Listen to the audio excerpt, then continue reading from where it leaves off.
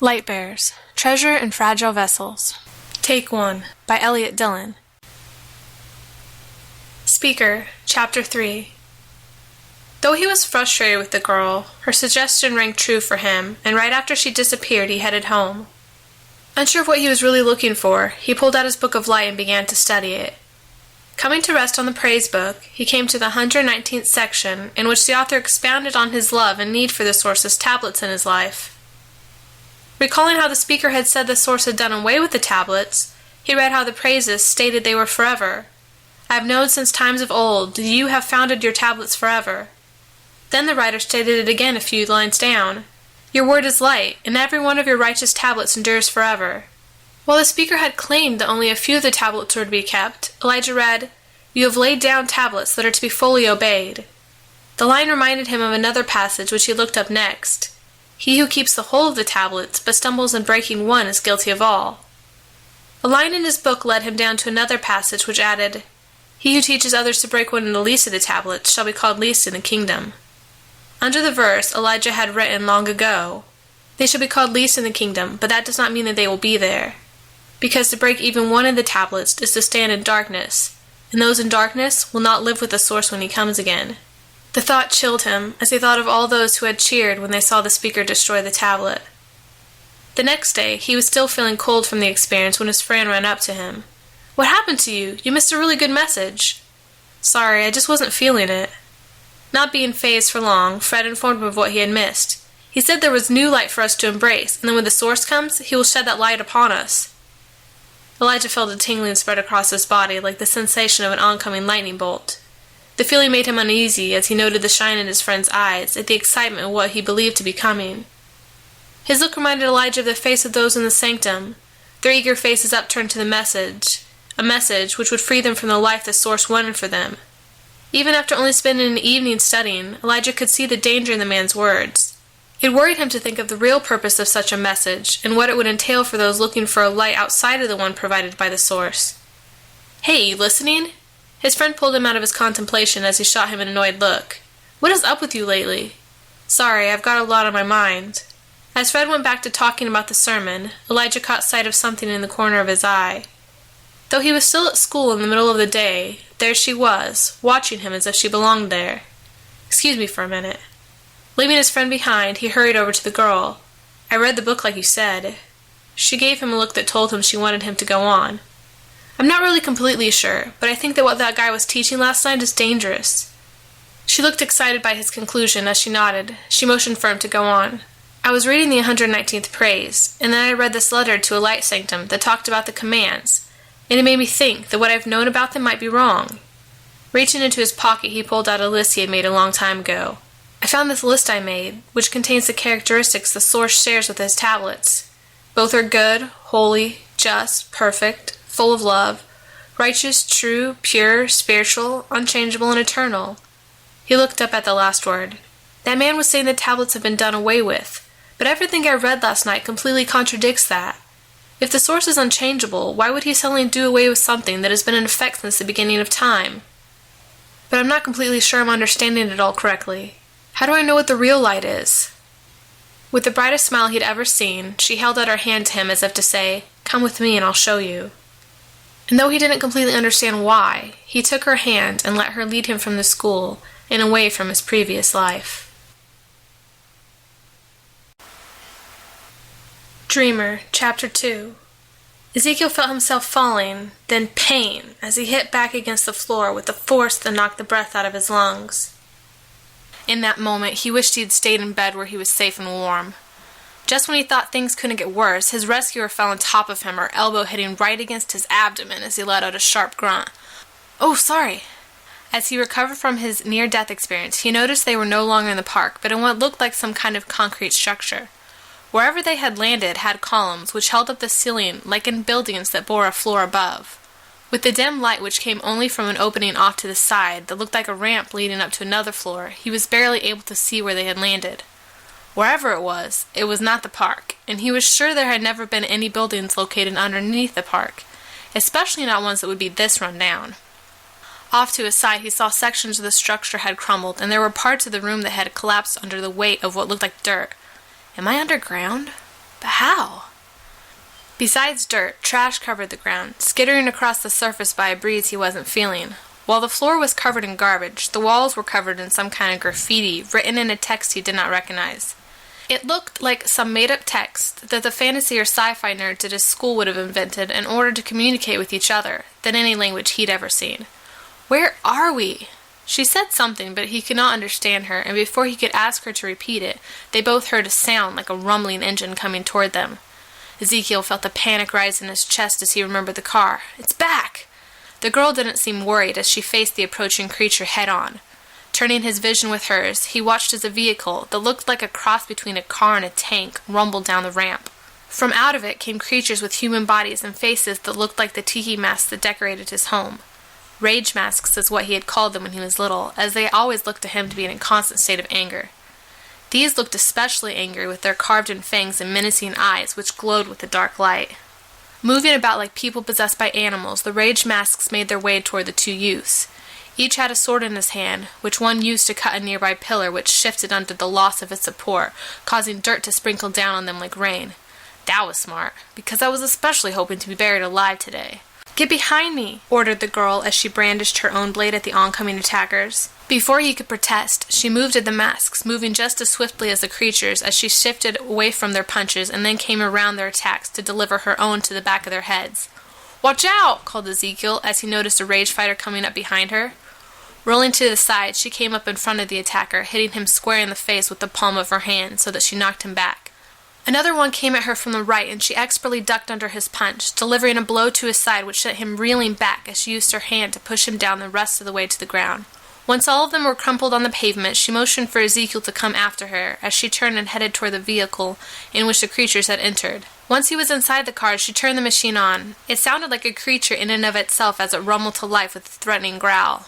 With expert skill, she turned to gaze back as she sent the car into reverse, the tires of the vehicle screeching as she spun it around the corner, turning the wheel just as they reached the top of the ramp so that the car was facing forward again.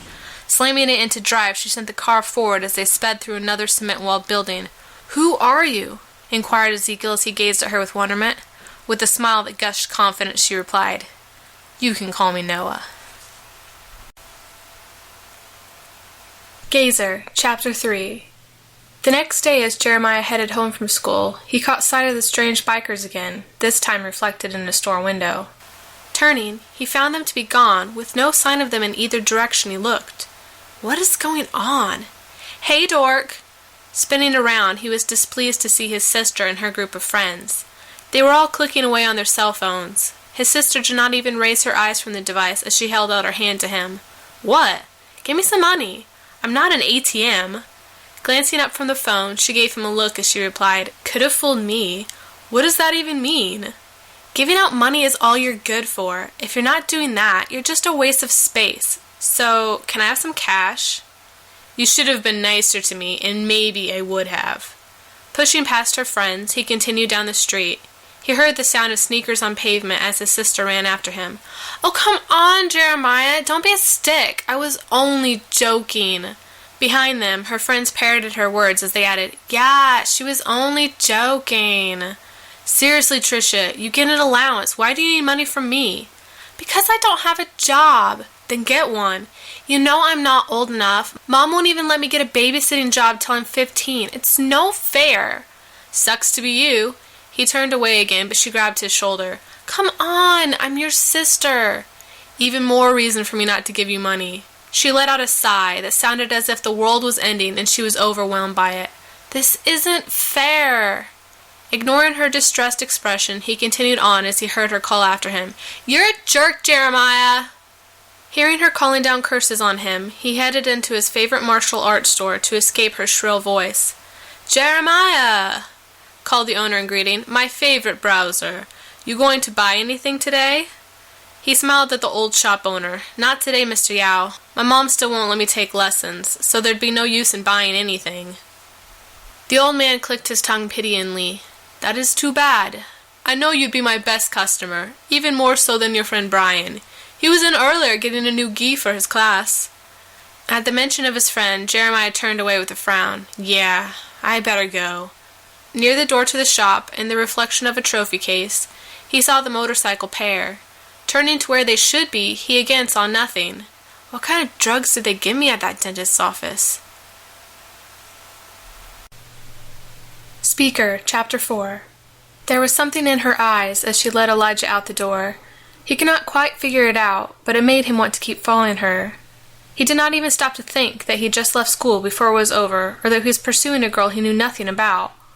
All he thought about was the burning desire to know more, and the feeling that she had the answers to his every question. But the first problem he had to address was her aversion to talking. "Hey!" She stopped to look back at him. "Why don't you talk?" Reaching into her bag, she pulled out her pen. Turning back to him, he handed her a notebook. "That last thing you wrote on me took forever to get off." She smiled as she took the notebook, then wrote something down. Taking it back, he read the words, which were written in an elegant script. "The source has taken my voice, so that I will speak his words alone." Raising his eyes from the paper, Elijah gave her a curious look, and was only able to say, "What?" Taking the paper back, she wrote something else, and then handed it back to him. "I am a speaker for the source. Through me, he will speak to his people, calling them away from the darkness to his light. You are to accompany me." "Why?" She shrugged, but there was a mischievous glint in her eye that told him she knew the reason. "And where does the source want you to go first?" She pointed to his forehead, which made no sense to him until later, when they arrived at the light sanctum his friend had taken him to. Though it was still the afternoon, there were people gathered within to listen to the message of the speaker. Taking a position in a spot where she could be heard, the girl made a motion that caught the attention of those nearby as they turned to look at her. Opening her mouth, she finally spoke in a voice that rang clear and firm. Turn from your dark ways and repent. Now is the time when the axe is at the root, and if you do not change, you will be cut down with the lifeless trees." As she said these words, a vision, like that of a tree with a strong man and an axe, appeared. To add impact to her words, the man began to swing at the tree, chopping away at its base, as the sound of each hit rang through the building's entryway. Looking from her toward the crowd, he saw what looked like blindfolds faintly appearing over the eyes of those in the room. Some looked darker than others, as if they were more blinded to the world around them than the others. "The source has called you to serve him, to know him and to love him. But you who claim to love him do not keep his words. If we say we know the source, but do not keep his tablets, we are dark ones, and the light is not in us. But those who keep his words, who truly love the source who dwells in them, perfecting their characters, they will abide in his tablets, and by this they will be known to live in him." One in the crowd broke from the spell her words had cast on them as he called out, "You are being old-fashioned. The source has freed us from those tablets. They were part of the old covenant he did away with." Turning to face the objector, the girl calmly replied, "Your objections are always the same, but do you really understand what is the old and new covenant? In the old covenant, the source gave his people the tablets and they promised to follow them. But they saw them as an external set of rules. They thought they could keep them through their own power. They thought that by living their life a certain way, by trying really hard, they'd be able to obey. But when they finally realized they could not do it on their own, the source gave them the second covenant, the one he'd wanted to give them all along. Then he promised to write the tablets on their hearts. Instead of being an external code, they are something he places inside of us, something that has become a part of us through a knowledge of him. The tablets, when written on the heart, are within you, working with you through the power of the source which is changing you. And when this change comes, you will see the real beauty in his commands. You will finally realize that we do not keep the tablets because of fear of punishment, as some have done, but because of the love and appreciation we have for all he's done for us. Perfect love drives out fear, and one who only serves because of fear does not know the true meaning of love. But those who do know the love of the source will keep his words because he first loved us." Another in the crowd scoffed as he replied, "You're one of those who says we have to keep the tablets in order to be saved, but the book clearly says we are saved by grace and faith in the one." "But faith without works is dead," replied the girl. "You are only known to be an apple tree if you bear apples. So it is with those who claim to follow the source. They are known to be following him by the fruits they bear. And the fruits bear witness that you are walking in the tablets of the source and growing in a relationship with him." As she said this, an image of a tree with apples appeared. As he stared at the apples, he watched them glimmer, then become golden as a light shone from within the tree itself. Keeping the tablets is not to earn our salvation, but is the result of responding to the gift of salvation. The tablets cannot save us, but show us our need of salvation. They cannot change us, but they can show us our need to change. The tablets are a guard for us to help us know right from wrong. But since the word came, we are justified by his faith, and it is through his example we are better able to see what the tablets were trying to show us all along. The tablets are a mirror that allows us to see the dirt on our face. But if we look at them and see our faults, but turn away and do nothing, then we are not truly listening to the source's words. But if we look at them and see the freedom they offer, we can be blessed by the source changing us. When we feel condemned by them, that is a good thing. It means we realize our need of pardon and our need to be released from the curse of darkness we have been put under as a tablet breakers. It prepares us to accept the good news that the Word has redeemed us from the curse of darkness. This redemption came by the Word, becoming a curse when He died in our place. When we accept His death, we will let Him into our lives so that we can become instruments of His to spread His righteous light. As He watched, the apple tree dropped its apples on the ground, where new saplings sprang up, each one of them growing into more trees, which glowed with an otherworldly light. But those who do not keep the tablets are not abiding in the source and letting His light grow within them. On one of the trees, the lights began to fade as the apples on it became dim, then shriveled as it became dark. As one of those apples dropped away, it made the ground where it landed become dark, and a sickly sapling sprang up and grew into a feeble tree. To view the source as one who is bent on destroying sinners is a terrible and wrong depiction of Him. Those with this view of Him will be ready to support the idea of destroying those who go against their beliefs. Instead of seeing the persecution and destruction as injustice, they will join in the genocide. But the source does not want to destroy, and His law is set up as a protector of the innocent and the guilty. Through it, we know exactly what is expected of us. And since there is one law for all, we can know that He will judge everyone equally in accordance with these rules. As she said this, the image of the golden tablets was enlarged and appeared behind her. The word shone out so that those in the crowd covered their eyes with the brightness. As some turned away, others became acclimated to the light as they looked into it to study the words there written. As they did, a voice rang out saying, "This is the way, walk in it." After the voice rang out, the building seemed to crumble away in the light of the tablets, wasting away as if time was passing quickly around them, decaying the structure as the plaques in the trophy case became tarnished in the light. The paint chipped, then completely fell away, leaving the walls bare as they soon crumbled in on themselves. Soon, all that was left was a hollow shell of what once had been a grand structure. "When the source comes, He will not find many ready," continued the girl, as only a few reacted to the decay of the building. "Many that claim to know Him will be living their lives just like those in darkness. Before that time comes, open your eyes to His light and see what He wants for you. He has given us His light so that we will not be surprised in the end. Only those in darkness will be surprised by His coming, as they will be distracted by the things of this world." A bright light started to shine from the girl, which broke apart the blindfolds on some people as they appeared to be able to see for the first time. Read His word, learn of Him and what He wants of you. Test what you are told, because not everyone who comes into the world saying that they are light is truly of the light. Beware of those who call darkness light and light darkness, who call evil good and good evil, who substitute bitter for sweet and sweet for bitter. They are false speakers and will meet a sorry end when the source comes, unless they turn from their darkness. "Do not listen to her," called a voice. As soon as the teacher of the structure interrupted, the whole scene changed back to what it had been before. "She is trying to trap you under a weight you do not need to carry. The source did away with those old tablets. We are free now." With this, the crowd seemed to break out of the daze the visions had put them in. With one accord, they all turned their gaze on the girl, and their eyes were not friendly. Dreamer, Chapter 3. As Ezekiel and the girl turned the corner out of the underground structure, they appeared in another similar structure. This one had even more writing and trash than the one below.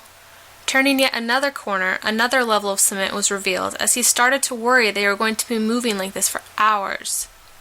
Just as he was about to ask her where exactly they were, they exited the structure out into a world as bleak, if not more so, than the building.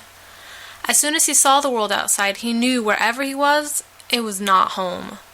The rage masks had only started the suspicion, but now he knew for sure. Either he was in hell, or somehow he had been transported to another world. There was no sun, wherever he was, or at least not as far as he could tell. Instead, the sky glowed with an unnatural light that put a gray tinge on everything.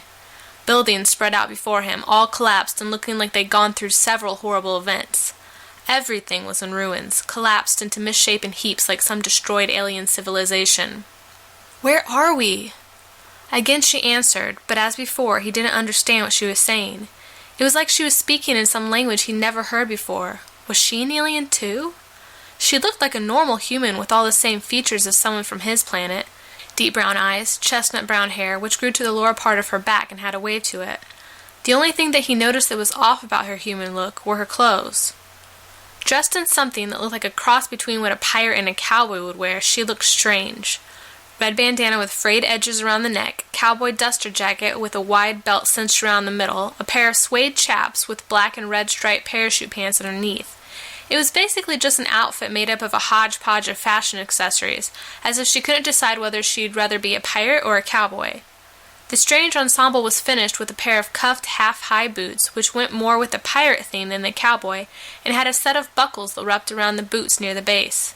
As she noticed him staring, he quickly looked away, turning his attention back to the outside world. It looked utterly desolate, like some kind of post-apocalyptic wasteland. Hearing the sound from outside the car, his attention was drawn to a group of rage masks who were firing some sort of gun-like weapons at another group of rage masks. As one on the other side fell, a dark shape swooped down from the sky. When the shape had landed, he saw that it was a hideous creature with large black wings, iron fangs, and claws like daggers, which it proceeded to use to rend the fallen rage masks. "What are those things?" asked Ezekiel as he turned away from the sight as nausea rose in his stomach. "We call them night marchers," explained the girl. When they were away from the fighting rage masks, she pulled the vehicle to the side of the road and got out. "Wait, why are we leaving the car?" asked Ezekiel as he got out after her. "Isn't it safer?" "They can track us in their cars," explained Noah. "From here on, it's better we walk." As he followed her, she suddenly stopped, pulling him back behind a fallen pillar as a group of rage masks walked past. "Where are they going?" mused Noah aloud. Though he didn't want to be anywhere near them, he was forced to follow as the girl headed after them. In the middle of an area that looked like it once might have been a square, a large group of rage masks had gathered. With them were things that looked like people with blindfolds covering their eyes and chains around their hands. Through the crowd, he heard someone talking but could not make out the language or see the speaker. "What's going on?" The girl looked upset as she told him, "It's the false dreamer." "The what?" "He's the false ruler's puppet. He fills the people's minds with darkness instead of light, so they do not realize the danger they're in. But then, it's what they want to hear. They don't want to hear that they are actually fallen and that these things have come on the land because of their darkness." She looked sad as she said, "Come on, let's go." Turning away from the large gathering, they snuck back down the street. At a large hole in the ground, he watched her leap down inside without a moment's hesitation. When she didn't come back up, he headed over to the hole, looking down as he spotted her looking up at him. "Come on, we'll use the tunnels to travel faster." Not knowing how she'd gotten down so easily, it was at least a 10-foot drop. He held onto the side as he let himself down into the hole. Hanging there, he realized he could not reach the bottom and started to pull himself back up. "Let go, I'll catch you." Though he didn't know why, he believed her, as he did what she said and let go. Feeling that falling sensation again, he dropped down into darkness. Her hands grabbed him as he felt his fall slow before his feet touched the ground. Ahead of them, the hole proceeded forward for a few feet, then was swallowed in shadows. From a pack on her back, she pulled out a flashlight which illuminated only the area directly in front of them. Motioning for him to follow, she told him, "We have a quick base set up down the line, where we can rest for a bit and talk." Remembering the night marchers, he hurried after her as they were soon encompassed by the blackness. Within the shadows of the underground structure, he thought he saw something move, followed by the sound of skittering claws. "What's that?" "You call them rats, but I like to call them cappies on account of they're so big." She made the reply with a smile which Ezekiel thought was not applicable to the situation. After hearing about the rats, the sounds of the darkness only seemed to increase in intensity and loudness. He could feel his heart slamming against the inside of his chest, as if it wanted to get out and run back the way they had come, but still they continued on through the tunnel. Finally, after what seemed like days, she pointed ahead to a metal box the size of a gardening shed. "That's the place." Sliding aside 2 metal plates, she revealed small living quarters set up with curtains made of cardboard and a large mattress. On what looked like benches along the sides of the box were spread out a large amount of knickknacks like broken toys, what looked like bicycle tires, and some spare parts to a car's motor. While he looked around, she stepped over the mattress to the back, where a wooden box was located. Taking out a set of clothes, she looked back at him as she asked, "Did you maybe want to change?" When she handed it to him, he realized it was a pair of buccaneer-like tie pants. The pants were silken blue, and with them she had included a black pirate shirt with leather vests sporting cuffs along the arms. "If this is the style of this world, I guess I should try and fit in." While she waited outside, he changed into the new garments, noticing with it all a string of cloth styled like the pants. Not being long enough to go around his waist, he tied it around his head, then came out for her to inspect his look. She looked beyond excited as she clapped with joy, reminded him of his sister when she'd first gotten her boots. "You look amazing! Come on, I want to show you off to the others." Turning away, she started to go, then stopped, as if something had grabbed her by the arm and pulled her back. Heading back inside, she came out a moment later with a simple black mask which she placed over his eyes before finishing the look with the cowboy hat. "Don't take that off," she ordered, but didn't state whether she meant the mask or the hat. From the look in her eyes, he guessed both. When she was done dressing him up, she grabbed his hand and pulled him deeper into the underground tunnel. This time, instead of taking him to a metal box, she took him to a ladder which they climbed up into the gray light. Making him wait for a moment, she looked around, then hurried out of the opening they'd come through. Jetting across to a broken-down car, she motioned for him to follow. "Just a little bit farther," she informed him as he reached her. He was glad for the news as his feet were starting to ache from all the walking. Leading him from there, she took him into an abandoned building. The place looked as worn out as the first building they had arrived at, with more cobwebs and dirt than he'd ever seen in any haunted house. The thought of haunted houses was reinforced by the sounds of ghoulish laughter coming from deeper within the structure. Again, the thought came to him that perhaps the car had killed him and he was in hell. It would explain the strange clothing. Walking through an enormous hole in the wall, they were greeted with utter silence as the laughter quickly died away. "It's okay, guys, it's just me," called Noah to the empty room. Suddenly, the room wasn't so empty as a cardboard box in the corner lifted up to reveal a small girl. On another side of the room, a mattress opened up to reveal a woman and 2 small children. At the sight of the girl with the strange garb, all the children ran to greet her, their voices mingling together in a chorus of questions he couldn't quite understand. "Calm down," stated Noah. "I haven't brought you anything, except for," she motioned to Ezekiel dramatically, "the dreamer." While the smaller children oohed in wonderment, one of the older ones looked at him with bewilderment. That's him? But he looks nothing like—" Noah pressed her finger to her lips in a signal of silence as the child quieted. Turning back to him, she introduced each of the children, whose names were definitely alien. As soon as she'd said one name and moved on to the next, he'd forgotten what the one before had been called. As she continued down the line, he started to concentrate on their faces instead of their names. In each face he saw hunger, but instead of seeing sorrow at this fact, in their eyes he saw light, a light that conveyed hope to him, but in what he could not fathom. When she got to the final child, he finally noticed something even stranger than their happy expressions. Not a one of them was wearing anything that looked like any kind of combination of pirate or cowboy. Instead, they were wearing clothes more like what he'd had on before Noah had made him change. Before he could ask her about this, she finished greeting everyone and started toward the back of the room, where a little fire was set up on which a pot was boiling. "Hey, who left this unattended?" "Sorry," called the kid as he hurried over to the fire and started stirring. As he watched the child turn the spoon, he noticed a mark around the boy's wrist. Looking around, he noticed a similar mark, some looking older than others, on each of their wrists. Before he could ask about it, Noah called for the others to come and eat. After they had each poured a small amount of food into their meager bowls, they sat down in a circle so they could all hear Noah as she told them about how she had rescued Ezekiel from a giant metal monster. "That's not how I remember it," grumbled Ezekiel. Though the kids looked enthralled by the story and looked at him with wonderment, all he could feel was confusion and a growing dread in the answer to his question, "Where am I?" When they finished eating, the small band of children and a few adults gathered up their packs, which they had hidden away inside the room. Putting out the fire, they proceeded out another hole toward the back of the room. "Where are we going?" asked Ezekiel as he followed Noah along with the rest of the group. "We have to keep moving. It's not safe in the city. We have to get to the country." He could not see how the country would be any better than the wasteland they were currently in, but did not argue as he followed the small band. Once outside, they traveled as Noah had done when they'd first approached the building, with their bodies hunched over in order to make as small a target as possible. Taking several steps behind objects, they slowly made their way through the city. Though Ezekiel had thought things were already dark enough, things got darker as the world's night approached. Just before the world became completely encased in black, they reached their destination. Inside a building with high windows and an even higher ceiling, they took refuge. The building, whatever it had once been, had been made up of brick, which had crumbled away near the uppermost parts of the structure. Within the building, the children found beds wherever they could, one finding a sleeping spot under something that looked like it might have once been a counter. Another child slid open a metal window and crawled within, coming out with news that there were counters and such to sleep on. Another group found old wooden benches which were long enough for their bodies, but creaked loudly as they sat on them as if they would break.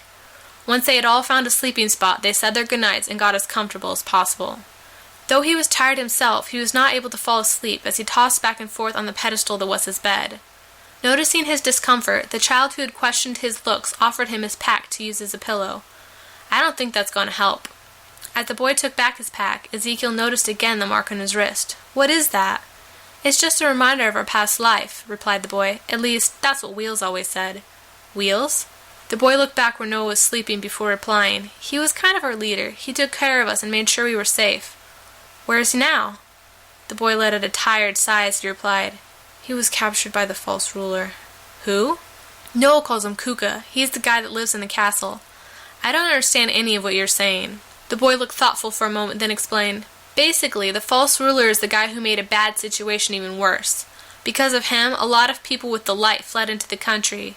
A few, like Noah and Wheels, stayed and have been working to free the chained and blindfolded so they can have a chance to see the light and flee themselves. But with the false ruler right in this city, it has made things really hard. His goons are everywhere and his dark creatures are always on the hunt for lost souls. He still didn't quite understand, but before he could ask for further clarification, a woman's voice called to the boy, who apologized to Ezekiel, I have to get to bed. Watching the boy go, Ezekiel turned his eyes over to Noah, who he noticed wasn't sleeping either. Getting up, he walked over to her, finding her staring intently at the blade of her sword as if studying it. Seeing her with a weapon, his mind flashed to the memory of his dream from just that morning. You... She looked at him as he gazed in wonderment as the memory dimly came to mind. I dreamed about you, but... He looked at the sword, which did not glow with the same light as it had before. In fact, it was a completely different blade. Whereas before it had looked just like a normal two-edged sword, now its blade looked to have been soldered together from several different blades, like a quilt. Only pieces of the blade still glowed, their light as faint as before, while other parts looked as dark as something that had had the light drained from it. Noticing him staring at the blade, she asked him if everything was okay. I saw you, with that sword, or... He recalled how the blade had looked before, a different one. What happened to your other sword? She looked pained as she tentatively touched the surface of the blade. It shattered when I was protecting someone. In a quieter voice she added, I relied on another's light and it cost me everything. Looking closer at each of the pieces of the blade, he noticed some had etchings in them, as if a word had been written into some of the blades, but as it was in its current state, even if it had been written in English, he was not able to make it out. Taking a seat at the edge of her bench, he asked her, What exactly is going on here? I don't understand anything. She looked sympathetic as she gently touched his hand. You are a dreamer, Ezekiel. What's that? It's someone through which light shines to the world, and right now we need the light because out there is darkness. She pointed to the wall, but he imagined she meant the world past the wall. And how am I supposed to do that? She shrugged, smiling at him as if she expected him to come up with the answer himself. All I know is that we need to find the book. What book? The Book of Light. It will tell us where to go from here. And how are we supposed to find this book? She shrugged again as she simply said, You'll find the way. He wanted to argue with her, to tell her that he wouldn't find the way and that he couldn't. But as he suddenly felt tired, he dismissed the argument and headed back to his sleeping spot. Making himself as comfortable as he could, he soon drifted off to sleep.